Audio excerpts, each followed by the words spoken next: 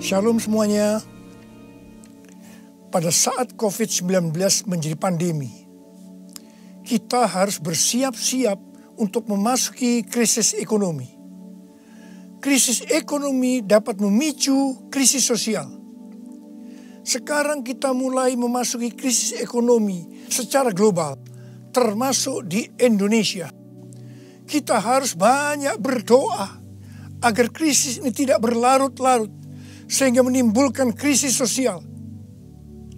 Pada tanggal 17 April 2020, SMRC, yaitu Saiful Mujani Research and Consulting, merilis survei yang dia dapatkan.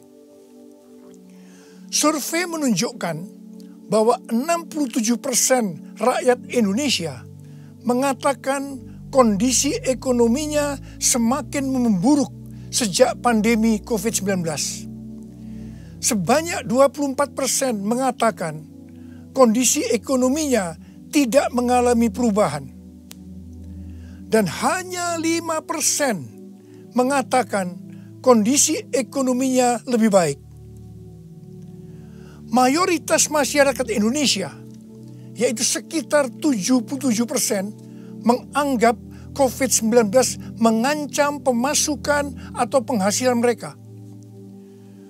Survei juga menyebutkan bahwa sekitar 25% warga atau 50 juta warga dewasa sudah tidak bisa memenuhi kebutuhan pokok tanpa pinjaman.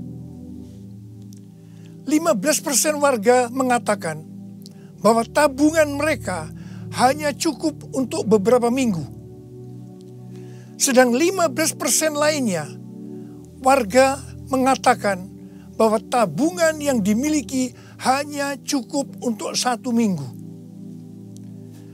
Melalui hasil survei ini, kita bisa melihat bahwa kondisi ekonomi rakyat Indonesia dalam keadaan tidak baik. Sekali lagi kita harus banyak berdoa tentang hal ini. Dalam doa ini kita harus berkata, pertolongan kita adalah dalam nama Tuhan yang menjadikan langit dan bumi. Dalam nama Tuhan Yesus Kristus. Yesuslah kuatku, Yesus penolongku, kepadamu ku berseru.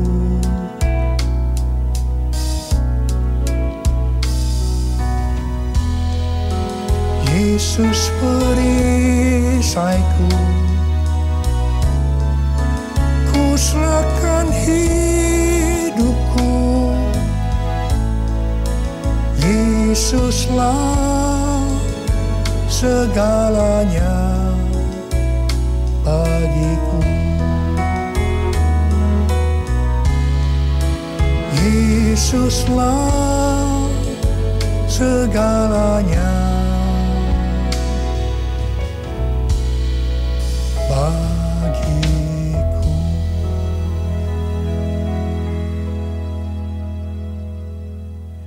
Setelah Tuhan Yesus bangkit, sebelum kenaikannya ke sorga, Tuhan Yesus mengunjungi murid-muridnya yang sedang mencari ikan di Danau Galilea. 7 murid Tuhan Yesus, termasuk Petrus, Yohanes, dan Yakobus, sedang berkumpul dalam keadaan tergoncang akibat kematian Tuhan Yesus. Mereka dalam keadaan ketakutan. Secara ekonomi, mereka juga tergoncang karena biasanya mereka selalu bersama-sama dengan Tuhan Yesus. Mereka kembali ke Galilea dan mencari ikan untuk kehidupan mereka. Pada saat itu, mereka sepakat untuk mencari ikan. Alkitab mengatakan bahwa semalam-malaman mereka mencari ikan, tetapi mereka tidak mendapatkannya. Mereka tambah frustasi. Tiba-tiba dari darat ada suara yang berkata, "Hai anak-anak, adakah engkau mempunyai lauk pauk?" Dengan kesal mereka menjawab, "Tidak ada." Mereka semua tidak tahu kalau yang bertanya itu adalah Tuhan Yesus. Tuhan Yesus melanjutkan dengan berkata, "Kalau begitu, tebarkan jalamu di sebelah kanan perahu, maka engkau akan mendapat ikan." Perintah ini sebenarnya tidak masuk akal karena alasan pertama, hari sudah siang. Mencari ikan di Danau Galilea harus malam hari. Alasan yang kedua, jarak perahu dengan pantai hanya sekitar 200 hasta, yaitu sekitar 90 meter. Jadi tempat itu adalah tempat yang relatif dangkal. Padahal biasanya ikan ada di tempat yang relatif dalam. Tetapi mereka taat kepada suara itu. Meskipun mereka tidak tahu bahwa itu adalah suara Tuhan Yesus. Setelah mereka melemparkan jala di sebelah kanan perahu, apa yang terjadi? Mereka mendapatkan 153 ekor ikan besar-besar. Baru setelah itu mereka sadar bahwa yang menyuruh mereka adalah Tuhan Yesus. Pertanyaannya, mengapa mereka tetap taat meskipun mereka tidak tahu bahwa itu Tuhan Yesus? Jawabannya adalah karena mereka hidupnya intim dengan Tuhan Yesus. Pada masa kesesakan, biasanya tidak gampang untuk mendengarkan suara Tuhan. Tetapi orang yang hidupnya intim dengan Tuhan, mereka tetap bisa membedakan bahwa ini suara Tuhan, meskipun samar-samar. Suara ini adalah suara yang sering dia dengar, yang memberi tuntunan, memberitahu apa yang harus dilakukan. Pada saat kita memasuki krisis ekonomi sebagai dampak dari pandemi COVID-19, kita perlu mendengar suara Tuhan. Saya ulangi sekali lagi. Pada saat kita memasuki krisis ekonomi sebagai dampak dari pandemi COVID-19, kita perlu peka mendengar suara Tuhan. Garis bawahi ini. Ada 3 macam suara. Yang pertama, suara Tuhan. Yang kedua, suara hati kita. Yang ketiga, suara iblis. Bagaimana kita bisa membedakan bahwa itu adalah suara Tuhan? Yaitu kalau kita hidupnya intim dengan Tuhan. Kalau hati kita melekat kepada Tuhan. Kalau kita dipenuhi dengan Roh Kudus. Dan kalau firman Tuhan tinggal di dalam kita. Kita akan tahu bahwa itu adalah suara Tuhan. Tuhan berbicara kepada kita melalui bermacam-macam cara. Bisa secara audible. Bisa melalui firman Tuhan. Bisa melalui nubuatan. Bisa melalui penglihatan. Bisa melalui mimpi. Bisa melalui peristiwa-peristiwa yang terjadi. Baik secara umum maupun yang ada di sekeliling kita. Dan lain-lainnya. Bagaimana kita bisa mengenali suara Tuhan? Sekali lagi saya katakan bahwa kita akan tahu kalau itu suara Tuhan. Kalau hidup kita intim dengan Tuhan. Kalau hati kita melekat kepada Tuhan. Kalau hidup kita dipenuhi Roh Kudus. Dan kalau firman Tuhan tinggal di dalam kita.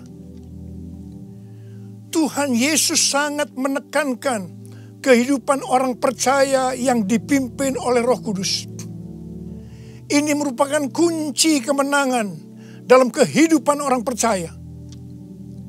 Sebelum Tuhan Yesus naik ke sorga, dia memberikan pesan terakhir kepada murid-muridnya dalam Kisah Para Rasul 1 ayat 8. Tetapi kamu akan menerima kuasa kalau Roh Kudus turun ke atas kamu.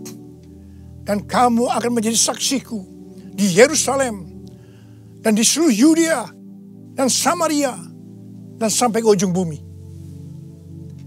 Setelah Roh Kudus dicurahkan, mereka dipenuhi Roh Kudus. Dan dimulailah kehidupan yang dipimpin oleh Roh Kudus. Roh Kudus akan memberikan kepada kita perkataan untuk diucapkan dan kemampuan untuk melakukannya. Roh Kudus bukan hanya memimpin dalam kehidupan pribadi orang percaya, tetapi juga memimpin gerejanya. Dalam kehidupan bergereja, Tuhan menuntun melalui pemimpin rohani, yaitu gembala jemaat. Kepada para pemimpin jemaat, Roh Kudus menuntun untuk melakukan pekerjaan pelayanan dan melakukan amanat agung Tuhan Yesus. Sehingga gembala jemaat atau pemimpin rohani akan berkata, Tuhan berbicara kepada saya. Tuhan memerintahkan kepada saya. Hal yang seperti inilah yang saya lakukan selama 32 tahun dalam pelayanan saya. Setiap bulan Tuhan memberikan tuntunan. Dan kebanyakan tuntunan yang Tuhan berikan kepada saya, pada mulanya saya tidak mengerti. Tetapi saya percaya. Karena saya percaya, saya perkatakan tuntunan itu. Saya melakukan seperti apa yang Rasul Paulus lakukan. Karena aku percaya, maka aku berkata-kata. Kebanyakan juga tuntunan Tuhan sepertinya tidak masuk akal. Tidak bisa dimengerti. Seperti perintah Tuhan Yesus kepada murid-muridnya untuk mendapatkan ikan tadi. Tetapi yang saya lakukan, meskipun tidak masuk akal, meskipun tidak mengerti, saya tetap melakukannya. Begitu saya melakukannya, pengertian itu dibuka. Tema yang Tuhan berikan untuk tahun 2020 adalah tahun dimensi yang baru. Pada awal tahun dengan tuntunan Tuhan, saya berkata bahwa tahun ini untuk mencari nafkah tidak bisa dengan cara yang seperti biasanya, tetapi harus dengan cara Tuhan. Tuhan banyak memberikan ayat-ayat untuk menuntun kita mengenai hal itu. Di dalam Alkitab ada 2 kata supaya kita diberkati secara materi. Yang pertama, memberi. Yang kedua, menabur. Di dalam Lukas 6 ayat 38 dikatakan, berilah dan kamu akan diberi. Suatu takaran yang baik, yang dipadatkan, yang digoncang, dan yang tumpah keluar akan dicurahkan ke dalam ribaanmu. Sebab ukuran yang kau pakai untuk mengukur akan diukurkan kepadamu. Amsal 11 ayat 25 berkata, siapa banyak memberi berkat, diberi kelimpahan. Dan Amsal 19 ayat 17 berkata, siapa menaruh belas kasihan kepada orang yang lemah, memiutangi Tuhan yang akan membalas perbuatannya itu. Banyak yang mempunyai pengertian, sekali lagi saya mau katakan, banyak yang mempunyai pengertian bahwa ayat-ayat tersebut hanya diperuntukkan bagi orang yang kelebihan uang. Bukan orang yang berkekurangan. Tetapi saya mau katakan bahwa ayat-ayat ini bukan hanya untuk orang yang kelebihan uang, tetapi juga orang yang kekurangan uang. Garis bawahi.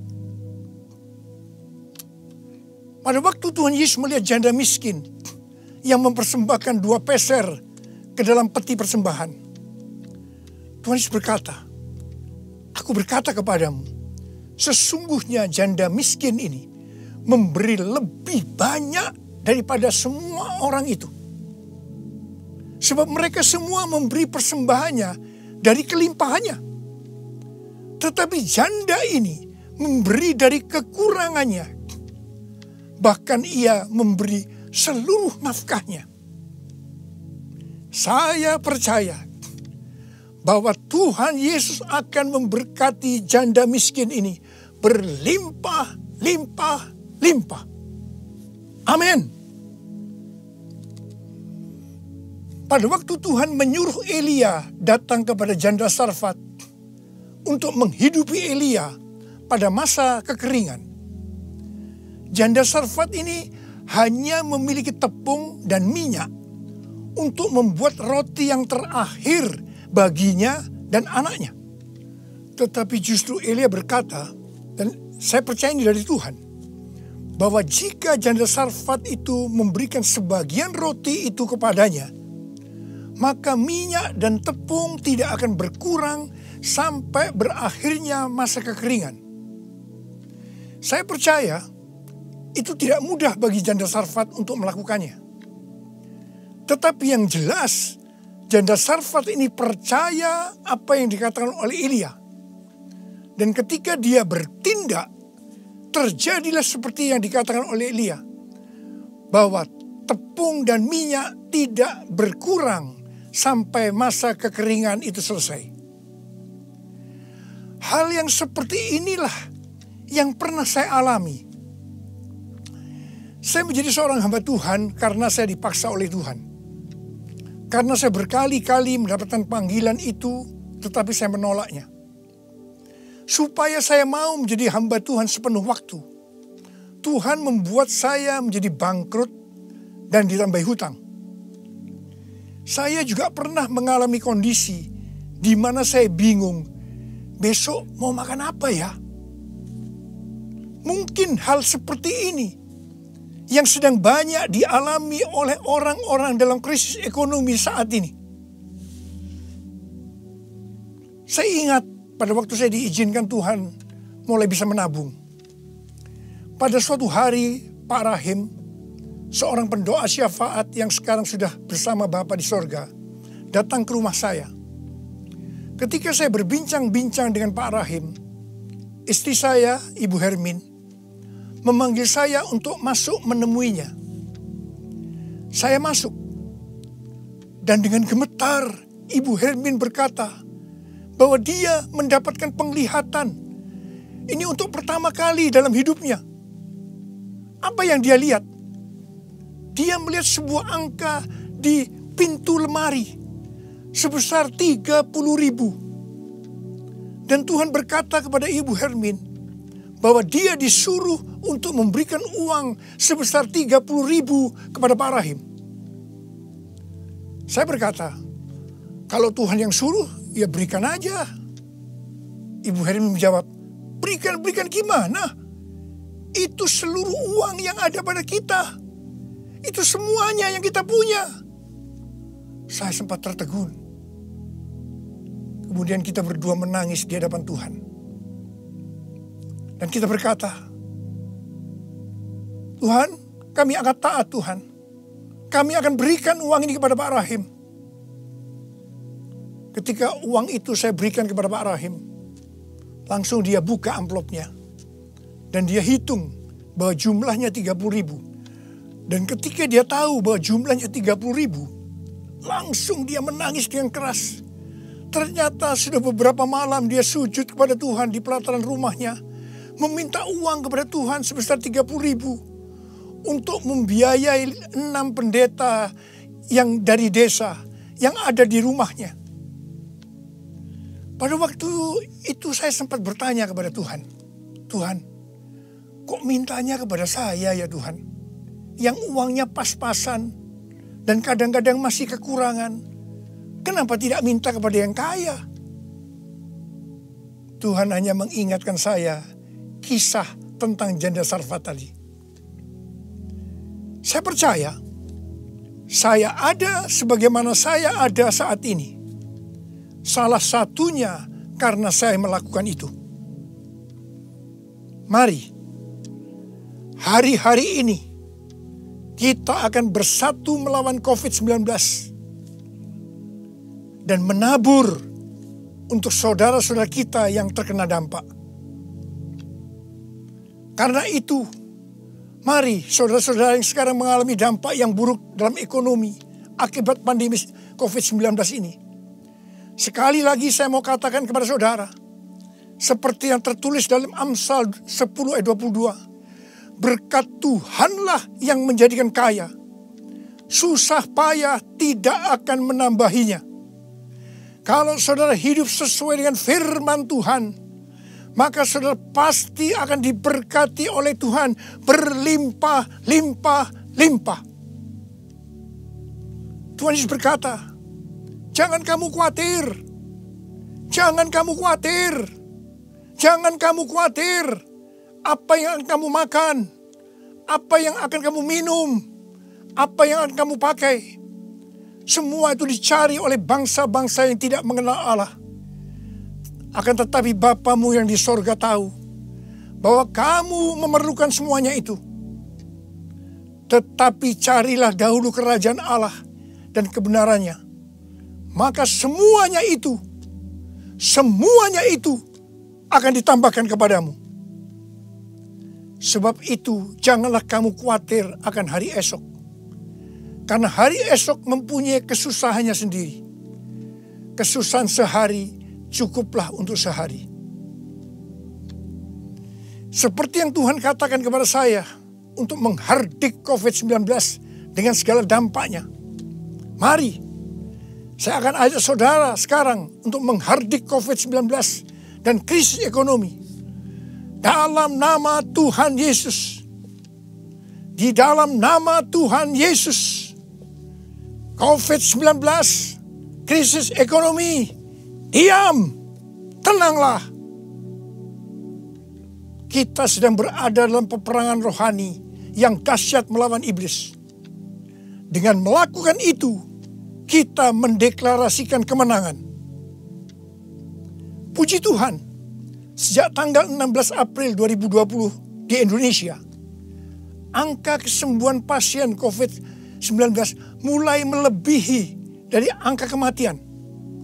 Semakin hari, perbedaan angka kesembuhan dengan angka kematian semakin besar. Saya percaya ini merupakan penghiburan dan pengharapan bagi kita semua. Tuhan Yesus baik. Tuhan Yesus baik. Saya mengajak saudara untuk masuk dalam puasa dari tanggal 10 April sampai dengan 28 Mei 2020. Saya mengajak saudara untuk menatap ke depan dengan berkata seperti yang terdapat dalam Roma 8 ayat 28. Aku tahu sekarang bahwa Allah turut bekerja dalam segala sesuatu, baik enak maupun tidak enak, untuk mendatangkan kebaikan bagi aku yang mengasihi Dia. Aku percaya melalui semua peristiwa ini, aku akan makin serupa dengan gambar Yesus. Yang berarti aku menjadi murid Tuhan Yesus. Ingat, goal kita sebagai orang Kristen adalah untuk menjadi serupa dengan gambar Yesus. Yang artinya menjadi murid Tuhan Yesus. Tugas yang Tuhan berikan kepada kita adalah untuk melakukan amanat agung Tuhan Yesus. Yaitu pergi memberitakan Injil dan menjadikan semua bangsa itu menjadi murid Tuhan Yesus. Pentakosta ketiga yang merupakan pencurahan Roh Kudus yang luar biasa di zaman now akan memberikan kepada kita kuasa untuk menyelesaikan amanat agung Tuhan Yesus. Mari saya mau berdoa buat saudara. Angkat tangan saudara. Bapa,